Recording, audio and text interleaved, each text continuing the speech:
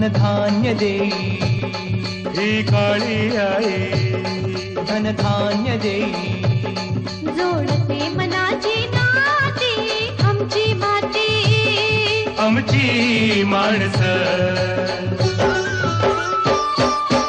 आमची माती आमची माणसं आमची माती आमची माणसं आमची माती आमची माणसं आमची माती आमची माणसं.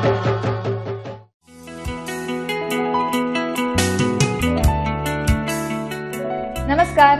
आमची माती आमची माणसं या कार्यक्रमात आपल्या सर्वांचं मनपूर्वक स्वागत. जगात सेंद्रिय शेती केल्या जाणाऱ्या मोठ्या देशांच्या क्रमवारीत भारताचा 10वा क्रमांक लागतो. संपूर्ण जगात सेंद्रिय पद्धतीने पिकवलेली अन्नधान्ये, फळे, भाजीपाला, औषधी वनस्पती, सेंद्रिय दूध आदी पदार्थांना खूप मागणी आहे. सेंद्रिय शेती ही जीवनाला स्पर्श करणारी म्हणजेच पर्यावरण, प्राणी, जंगले, माणूस यांचा परस्परांशी काय संबंध आहे हे जाणून केली जाणारी पद्धत म्हणजे सेंद्रिय शेती पद्धत. मग ही सेंद्रिय शेती कशा प्रकारे केली जाते, ह्याचे फायदे काय, या संबंधितच आजचा आपला विषय आहे सेंद्रिय शेती पद्धतीने ऊस शेती. आणि या महत्वपूर्ण विषयाचं मार्गदर्शन करण्यासाठी आपल्याकडे आलेले आहेत श्रीयुत योगेश भोईटे सर. नमस्कार सर. नमस्कार. दुसरे मार्गदर्शक आपल्याकडे आलेले आहेत श्रीयुत अमोल काकडे सर. हे दोघेही मार्गदर्शक मुक्काम पोस्ट सांगवी, तालुका श्रीगोंदा, जिल्हा अहमदनगर येथून आलेले आहेत. भोईटे सर, सर्वप्रथम आम्हाला सांगा की सेंद्रिय शेती ही कशा प्रकारे केली जाते. भारत देश हा सर्व कृषीप्रधान देश आहे. बरोबर. या कृषीप्रधान देशामध्ये आपण अतिशय पारंपरिक पद्धतीने जी शेती करत आलो, ही शेती म्हणजेच पहिल्यापासूनची जी सेंद्रिय पद्धतीची शेती आहे. परंतु मधल्या काही काळामध्ये रासायनिक खताचा वापर, त्याची उपलब्धता आणि त्याच्यामुळे जे उत्पन्नामध्ये वाढ व्हायची, त्याच्यामुळे बऱ्याचसा शेतकरी आपला रासायनिक शेतीकडे वळाला. परंतु खरं जर पाहिलं तर आज देशाला आणि सर्वसामान्य माणसाला, शेतकऱ्याला सेंद्रिय शेतीची जी गरज आहे, ही गरज फक्त गोवंश असतील, आपले पारंपरिक पद्धतीप्रमाणे गोवंश असेल किंवा पशुधन असेल, कंपोस्ट खत असेल, ह्या खताच्या माध्यमातून जर आपण शेती केली तर ती निश्चित प्रकारे अतिशय चांगल्या पद्धतीची शेती आपण करू शकतो आणि त्याच्यामुळे अनेक फायदे आहेत. सगळ्या अर्थाने सेंद्रिय शेती ही खूप चांगली आहे, फायदेशीर आहे असं म्हणता येईल. ते वावगं ठरणार नाही. हो. काकडे सर, तुम्ही या सेंद्रिय शेतीकडे कधीपासून वळलात. पहिले कसं व्हायचं, ऊस लागवड करायची, मग ऊस आडवी नांगरट केली जायची शेतीची. बरोबर. 4 फुटी पट्टा काढला जायचा, त्या टिपरा पद्धतीने ऊस लावला जायचा, त्याला रासायनिक खताचे डोस दिला जायचा. असाच प्रकारे वारंवार रासायनिक खताचा डोस दिला, ऊस लवकर वाढला जायचा.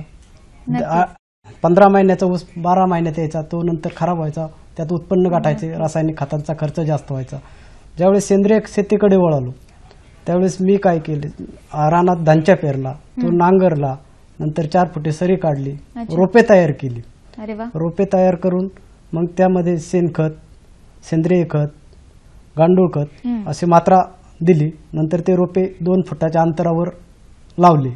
अशा प्रकारे मी सेंद्रिय शेतीकडे वळालो. नक्कीच. म्हणजे खरंच तुम्हाला चांगला अनुभव आलेला आहे की रासायनिक शेती आणि रासायनिक खतांचा वापर आणि सेंद्रिय खतांचा वापर याच्यामध्ये काय फरक आहे. रासायनिक खतांच्या वापर ज्यावेळेस चालू होता त्यावेळेस 80% रासायनिक खतांवरच खर्च व्हायचा शेती उत्पन्नातून.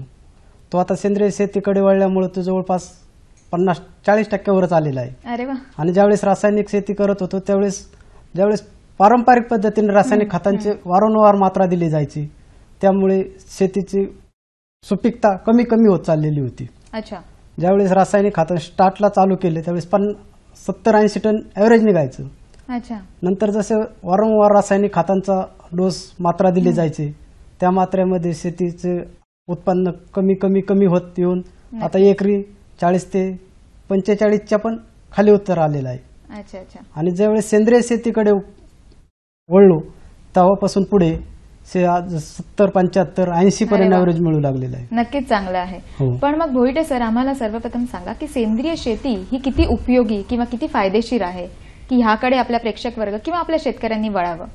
सेंद्रिय शेतीचे फायदे अनेक फायदे आहेत. त्याच्यामध्ये प्रामुख्याने जर सांगायची झाली आपली जमीन असेल, जमीन नापीक होण्यापासून वाचते, जमिनीचा कस सुधारतो. आणि हे ज्यावेळेस जमिनीची ताकद वाढली जाते, जमिनीला सकस आहार जमिनीला सुद्धा गरजेचा आहे. त्या सकस आहाराच्या माध्यमातून ज्यावेळेस पीक उत्पन्न घेतलं जातं, त्या पिकामध्ये असणारे घटक जे रासायनिक जे घटक ते आरोग्यास अपायकारक असायचे, परंतु सेंद्रिय शेती करत असताना सेंद्रिय शेतीतून जे उगवलेलं धनधान्य असेल, हे निश्चित प्रकारे आपल्याला अतिशय चांगल्या प्रकारचे गुणवत्तापूर्ण आणि आरोग्यासाठी चांगलं असणारं सेंद्रिय शेतीचं उत्पन्न आहे आपल्याकडं. नक्कीच, म्हणजे ते आरोग्यास लाभदायक आणि त्याचबरोबर जमिनीची सुपीकता पण राखून ठेवणार आहे. नक्कीच चांगलं आहे.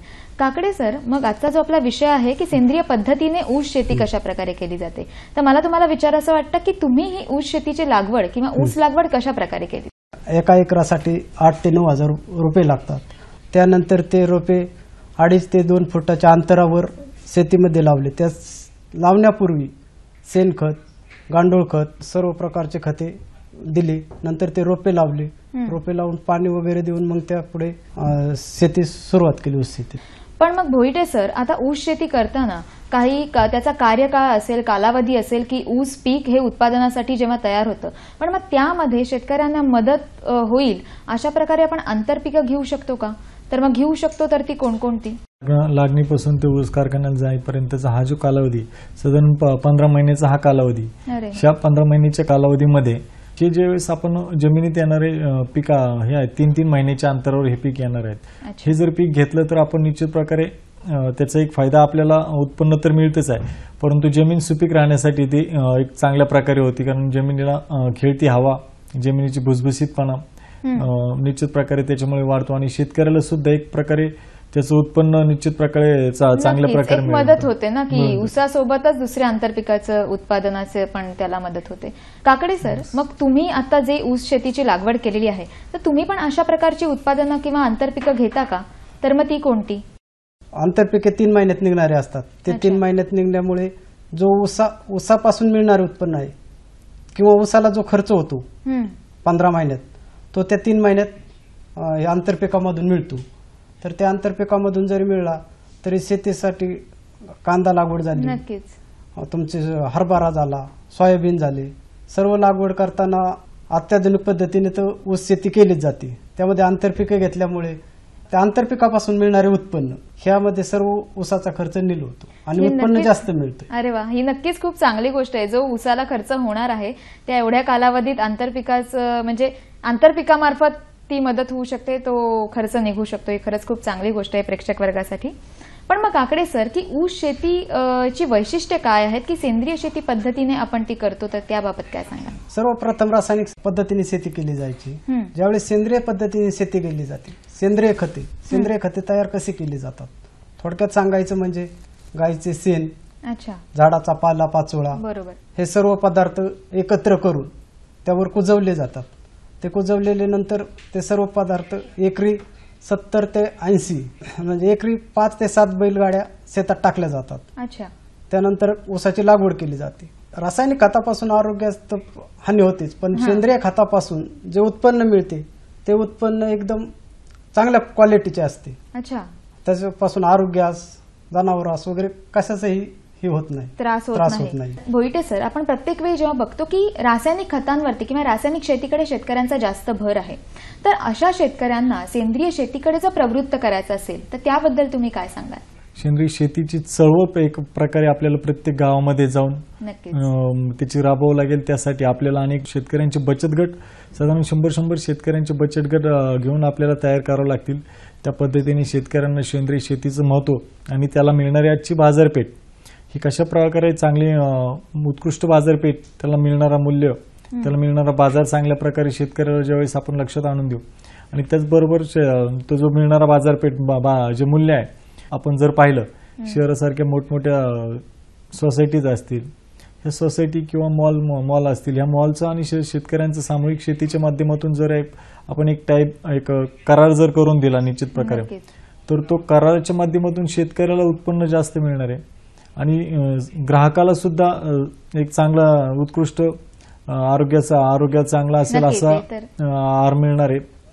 आणि सगळ्यात महत्वाचं म्हणजे जर आपण हे जे सेंद्रिय शेती करण्यासाठी आपण ग्रामीण भागाबरोबर शहरी भागातील लोकांचा सुद्धा सहभाग कसा वाढवता येईल, अच्छा. शहरी भागातील लोकांना चांगलं धनधान्य कसं उपलब्ध करून देता येईल, त्यांना त्यांची एक मानसिकता सेंद्रिय शेतीकडे कसं त्यांचे वळवता येईल बरोबर. हे निश्चित पाहणं आपल्याला गरजेचं आहे.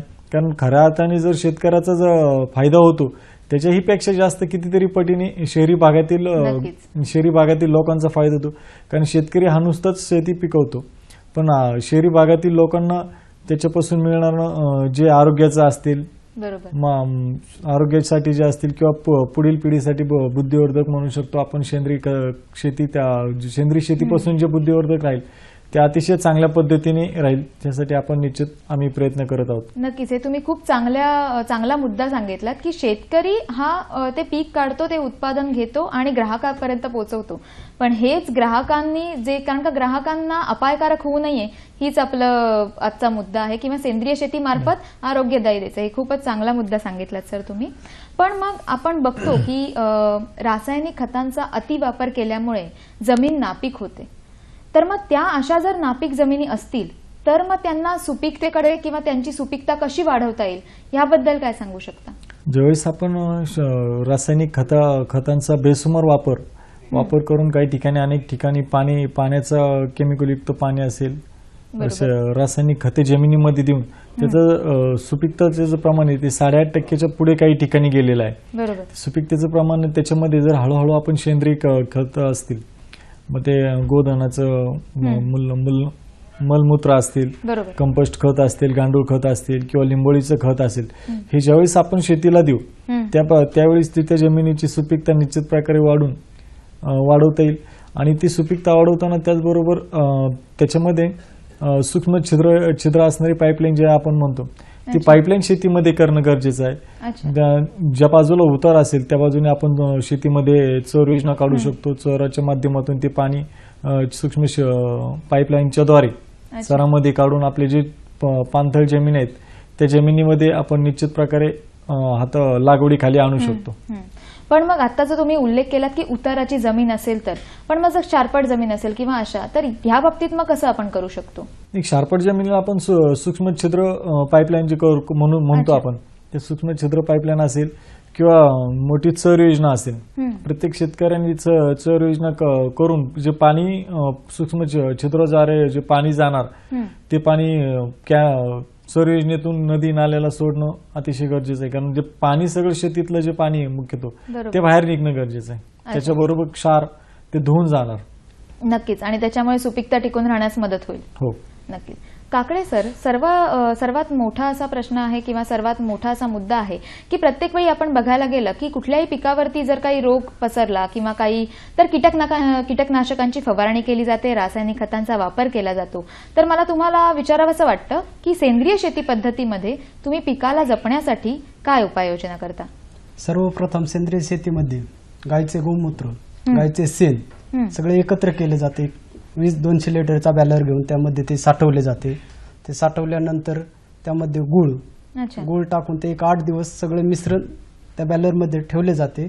त्यानंतर ते मिश्रण पूर्ण 8 दिवसानंतर ते हे झाल्यानंतर एकत्र झाल्यानंतर ते पंपाद्वारे फवारले जाते. त्यामुळे कीटकनाशक आहे तुमच्या जे सेंद्रिय शेतीसाठी आपण म्हणतो ऊसासाठी ते एकदम योग्य आहे. नक्कीच, नक्कीच. पण म्हणजे याचा वापर केला तर जे कीटकनाशक किंवा रासायनिक खतांचा जे वापर केला जातो त्याच्याऐवजी सेंद्रिय शेती पद्धतीमधून हे तुमच्या उत्पादनाला नक्कीच चांगलं होऊ शकेल, मदत होऊ शकेल असं मला वाटतं.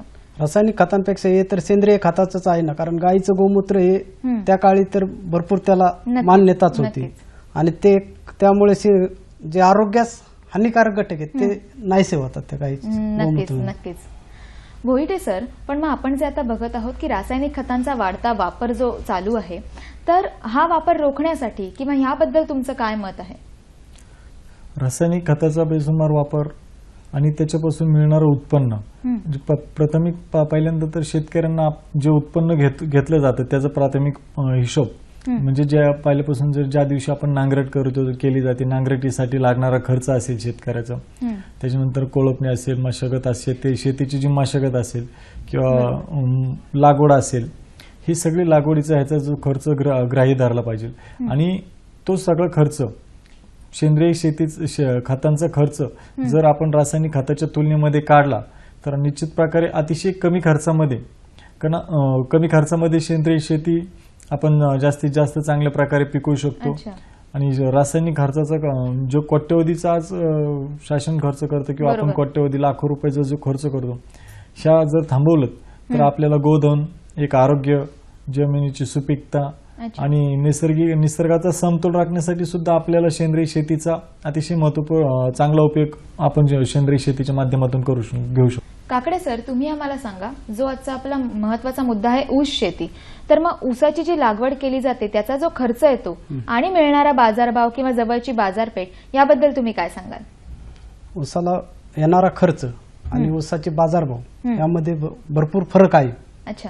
जो ऊसाला लागवडीपासून म्हणजे पूर्ण मशागत शेती नांगरण्यापासून तर ऊस पूर्ण तुटेपर्यंत अच्छा सरासरी 70-80 हजार रुपये एकरी खर्च येतो. अरे वा. आणि ऊसाला मिळणारे बाजारभाव हे 1600, 1700, 1800च्या आसपास बाजारभाव मिळतो. तर ऊसाला किमान बाजारभाव 2500 रुपये तरी मिळाला पाहिजे, कारण जेणेकरून शेतकऱ्याच्या 15 महिन्यात शेतकऱ्याला त्यापासून 1 लाख 1.5 लाखाचं उत्पन्न तरी एकरी मिळले पाहिजे. नक्कीच नक्कीच, कारण का 70-80 हजार जो ऊस शेतीचा जो खर्च होतोय त्या मानाने एवढा बाजारभाव मिळालाच पाहिजे. पण तुम्ही आता जे 70-80 हजार हा जो उल्लेख केला तो एकरी का कशा मार्फत? नाही, तो एकरी खर्च आहे. एकरी खर्च आहे पूर्ण नांगरणीपासून ते पूर्ण ऊस तुटेपर्यंत पूर्ण खर्च. हो, पूर्ण खर्च. पण मग ह्या ऊसाला लागवडीसाठी किंवा याला वाढण्यासाठी पाणी पुरवठ्याचं तुम्ही कशा प्रकारे करता, कशा प्रकारे त्याला पाणी पोहोचवता? आता ज्यावेळेस रासायनिक पद्धतीने शेती केली जायची ऊसाची त्यावेळेस पाट पाण्यानेच पूर्ण पाणी दिले जायचे. अच्छा. त्या पाण्यामुळे रासायनिक खतामुळे शारपड युक्त जमीन होत झाली. पण अलीकडच्या काळात ठिबक सिंचनाचा वापर पूर्णतः ऊस पिकासाठी केला जातोय. पण मग तुम्ही कशा प्रकारे देता की पाणी? आता सध्या पूर्णतः ऊस शेती ठिबक सिंचनाद्वारेच केली जाते. पूर्ण 5 महिन्यापर्यंत 5 ते 8 महिन्यापर्यंत ठिबक सिंचन चालवलं जातं. नंतर ठिबक काढून पाट पाण्याने पाणी दिले जाते. अशा प्रकारे आपण पाणी पुरवठा त्यांना करू शकतो. पण मग सर, आता जर ही सेंद्रिय शेती सामूहिक शेती मार्फत जर करायची असेल तर? आणि सामूहिक शेती करण्यामध्ये जे आपल्याला लागणारे बाजारपेठेमधून औषध असतील, बरोबर, की सामूहिक शेती जर केली तर त्या योग्य तज्ञांचं मार्गदर्शन आपल्याला चांगल्या प्रकारे लाभेल. आणि जे लागणारे औषध असेल, कीटकनाशक असतील, शेतकरी गटांच्या माध्यमातून सुद्धा सेंद्रिय खताची मोठ्या प्रमाणात आपण निर्मिती करू शकतो. आणि त्या निर्मिती करताना निर्मिती करत असताना त्याला जागेवर बाजारपेठ मिळणार आहे, वाहतुकीचा खर्च वाचेल. वाहतुकीचा खर्च वाचल्यामुळे शेतकऱ्याला ऑटोमॅटिक 2 पैसे त्याच्या खिशामध्ये येतील. त्यामुळे शेतकरी समृद्ध होण्यासाठी निश्चित प्रकारे सामूहिक शेती ही अत्यंत गरजेची आहे. आणि अनेक वेळेला जर आपण पाहिलं शेती करताना सामूहिक शेतीमध्ये पाण्याचा अतिवापर होत नाही, पाण्याचं नियोजन होतं. कारण ठिबक सिंचन असेल, तुषार सिंचन असेल, ह्या सगळ्यांच्या माध्यमातून ज्यावेळेस आपण पाणी देतो निश्चित पाण्याचा अतिवापर जो होतो अतिवापर अतिशय कमी प्रमाणात पाणी देऊन चांगल्या भरघोस उत्पन्न आपण कशा प्रकारे घेऊ ह्याची ज्यावेळेस आपण चर्चा विनिमय घडत असताना शेतकऱ्यांनी महिन्यातून एक वेळेस साधारण शेतकी गटाच्या माध्यमातून एक वेळेस महिन्यातून एकदा तरी किमान महिन्यातून 1 तास 2 तास मुख्य विषयाशी संलग्न राहून चर्चा जर केली तर एखाद्याचा विषयाचा कोणत्या विषयामुळे तोटा झाला, एखाद्याला कशामुळे फायदा झाला ह्याचं मार्गदर्शन सगळ्यांचं मिळून चांगल्या प्रकारे शेती आपल्याला करता येईल. आणि त्याचं उत्पन्न निश्चित प्रकारे आपल्या ज्या चुका झालेल्या आहेत त्या चुका सुधारण्याचा कार्यक्रम चुका सुधारता येतील आणि चांगलं उत्पन्न आपल्याला शेती गटाच्या माध्यमातून घेता येईल. आणि जर बाजारपेठ उपलब्ध करायची झाले शेतकी जे गट आहेत ते शेतकी गटातून साधारण 100 लोकांनी जर एकत्र येऊन सामूहिक शेती करण्याचं केली तर त्याच्यातून 4 लोक 2 लोक मार्केटिंग करण्यासाठी अतिशय महत्वाचा विषय राहतो. मार्केटिंग जर केली तर शेतीला अतिशय चांगल्या प्रकारे बाजार मिळाला जाईल. कारण आज शेतकऱ्याला फक्त आपलं पिकवण्याचीच माहिती आहे, परंतु त्याची मार्केटिंग करण्याची माहिती नाही. कारण सेंद्रिय शेतीची जी व्हॅल्युएशन आहे याची जी वेगळी किंमत आहे ती आज बहुतांश शेतकऱ्यांना त्याची जाणीव नाहीये किंवा ग्राहकापर्यंत त्याची जाणीव करून देणं गरजेचं आहे. आपण हा नक्की खूप चांगला मुद्दा तुम्ही काढलात की मार्केटिंग. मग ह्याबाबत तुम्ही थोडंसं अजून सविस्तर सांगू शकता का की जर कुठल्या शेतकऱ्याला सेंद्रिय शेतीबाबत किंवा स्वतःच्या पिकाबद्दल ग्राहकापर्यंत पोहोचायचं असेल ह्याबद्दल? जसं मगाशी सांगितलं की शहरी भागातील मोठमोठे सोसायटी असतील, मॉल असतील, ह्या मॉलशी आपण एक वेगळ्या प्रकारचं टाईप करून त्यांना जे लागणारं फळेभाज्या असतील, पालेभाज्या असतील, दररोजचे कडधान्य जे आपल्या रेग्युलरमध्ये लागणारे जे भाजीपाला असेल बरोबर, तो दररोज त्या बचत गट शेतकरी गटाच्या माध्यमातून ग्राहकापर्यंत जर नेला तो माल फ्रेश राहील आणि त्याप्रमाणेच आपल्याला त्याचं उत्पन्न चांगले मिळेल. त्यासाठी आपण जर शीतगृह शेतकऱ्यांनी जर शीतगृहाचा जर त्याच्यामध्ये पालेभाज्यांसाठी जर उपयोगित आणलं तर आणखीन त्याच्यामध्ये समोरच्या 2 दिवसाचा अंदाज घेऊन परिस्थितीचा बाजाराचा परिस्थिती पाहून आपला माल आपण योग्य वेळेला योग्य मार्केटमध्ये नेला तर चांगल्या प्रकारे त्याचा शेतकऱ्यांना उपयोग होईल. नक्कीच, आणि उत्पादनात नक्कीच त्यांच्या वाढ होईल आणि त्यांना मदत पण ही होऊ शकेल, कारण का मार्केटिंग झालं म्हणजे त्यांचं तेवढंच उत्पादन जास्त विकलं जाईल. नक्कीच. पण मग थोडक्यात तुम्ही भोईटे सर आपल्या प्रेक्षक वर्गाला किंवा शेतकऱ्यांना काय सांगू शकता की ह्या सेंद्रिय शेतीकडे त्यांनी वळलं पाहिजे, सेंद्रिय शेतीमार्फत त्यांनी स्वतःच्या पिकांना खत पाणी हे सगळं दिलं पाहिजे जेणेकरून त्यांच्याच पुढच्या पिढीला आरोग्यदायी असं उत्पन्न निर्माण होईल, ह्याबाबत तुम्ही काय सांगू शकता? निश्चित सेंद्रिय शेती ही नुसती सेंद्रिय शेतीची गरज नसून ती एक आरोग्याची गरज झालेली आहे आणि भविष्यातल्या काळामध्ये आरोग्य जपणे अतिशय महत्वाचं आहे. मग ते मनुष्याचं आरोग्य असेल, जमिनीचं आरोग्य असेल, जमिनीची सुपीकता वाढवण्याचा कार्यक्रम असेल किंवा माणसाचं आरोग्य, ह्या दोन्ही गोष्टींचा कुठेतरी एक ताळमेळ बसलं पाहिजे. शेतकऱ्याला ते माहिती झाली पाहिजे आपली जी सामूहिक शेतीची जी ताकद आहे आणि शहरातील ग्राहकांना त्या शेतीचं महत्त्व अनेक प्रकारे पटवून देण्यासाठी आपण एखादी धार्मिक स्थळ असतील ज्या ठिकाणी अनेक लोक एकत्र येतात त्या ठिकाणी आपण होर्डिंग लावून, बॅनर लावून किंवा अनेक प्रकारे नवीन आता व्हॉट्सअपच्या माध्यमातून असेल किंवा सोशल नेटवर्कच्या माध्यमातून जर आपण त्यांना ते महत्त्व पटवून दिलं, आपण जर शेतकऱ्यांची मालाची किंमत अतिशय रास्त भावामध्ये विकण्यासाठी आपल्याला निश्चित सोशल मीडिया असतील या व्हॉट्सअप सारख्या ह्याचे असेल आपल्याला मदत घेता येईल. नक्कीच. काकडे सर, तुम्ही तर प्रत्यक्षरित्या अशा प्रकारची शेती केलेली आहे, करत आहात, तुम्हाला तर खूप चांगला अनुभव आहे. तर तुमचे अनुभवामार्फत तुम्ही आपला प्रेक्षक वर्ग किंवा शेतकऱ्यांना काय सांगू शकता, कारण का तुम्ही रासायनिक शेतीकडूनच सेंद्रिय शेतीकडे वळला आहात आणि तुम्हाला जो अनुभव आला त्याबद्दल काय सांगाल? सर्वप्रथम शेतकऱ्यांनी एका गटामार्फत गावोगावात जाऊन चर्चासत्र घेणे, सेंद्रिय शेतीविषयी पूर्ण लोकांना त्याविषयी माहिती देणे, सेंद्रिय खत शेतीपासून मिळणारे फायदे, त्यापासून होणारे फायदा हा सर्व लोकांना सांगितला तर अर्थातच भरपूर असं हे नक्कीच उपयोगी होऊ शकतं. म्हणजे नक्कीच प्रेक्षक वर्ग हो, आता जे आपल्याला भोईटे सर आणि काकडे सरांनी एकदम मुलाचं जे मार्गदर्शन केलंय ते खरंच खूप चांगलं आहे. कारण का शेतकरी वर्ग जे आमचे हे प्रेक्षक वर्ग असतील त्यांनी खरंच हे ऐकलं पाहिजे, त्यांनी अंमलात आणलं पाहिजे. कारण का तुम्ही जर रासायनिक खतांचा वापर सोडून जर सेंद्रिय शेतीकडे वळला तर तुमच्या भावी पिढीसाठीच तुम्ही ते खूप चांगला एक पर्यायी उपलब्ध करून देत आहात. आणि त्याच प्रकारे तुम्ही आंतरपिकं घेऊनही तुमच्या जे मेन महत्वाचं असं तुमचं जे पीक आहे त्याचा खर्च पण तुम्ही काढू शकता आणि तुमच्या उत्पन्नाला एक मदत होऊ शकते. आज आपल्याला सेंद्रिय शेती पद्धतीने ऊस शेती कशा प्रकारे करावी आणि सेंद्रिय शेतीचे फायदे हे एकदम अचूक आणि महत्त्वपूर्ण मार्गदर्शन केल्याबद्दल मी सह्याद्री वाहिनीतर्फे श्री भोईटे सरांचे आणि काकडे सरांचे खूप खूप आभार मानते. धन्यवाद सर. धन्यवाद.